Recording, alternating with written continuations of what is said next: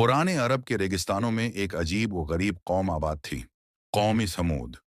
ये लोग निहायत ताकतूर, कुदावर और पहाड़ों को तराश कर इनमें शानदार महल और बुलंदो बाला दरवाजे बनाते थे। सुनहरी धूप उनके तराशे हुए पहाड़ों पर पड़ती तो मंजर हैरान कर देता था। अल्लाह ने उन लोगों की रहनुमाई के लिए हजरत सालेह को नबी बनाकर भेजा। आप निहायत बर्दबार, नर्म दिल और दाना थे। आप पहाड़ी चट्टान पर खड़े होकर उन्हें समझाते, एक अल्लाह की इबादत करो और जुल्म छोड़ दो। लेकिन ताकत के घमंड में डूबी हुई ये कौम बात मानने को तैयार न थी। उन्होंने नबी से एक मौजज़ा मांगा।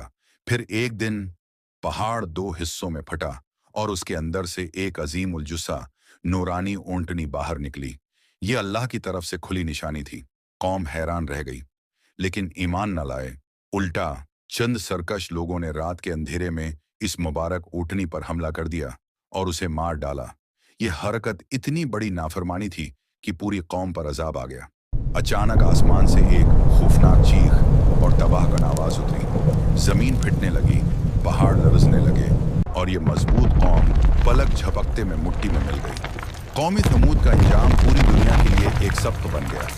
ताकत इंसान को नहीं, ईमान और इताअत अल्लाह को अजीज करती है।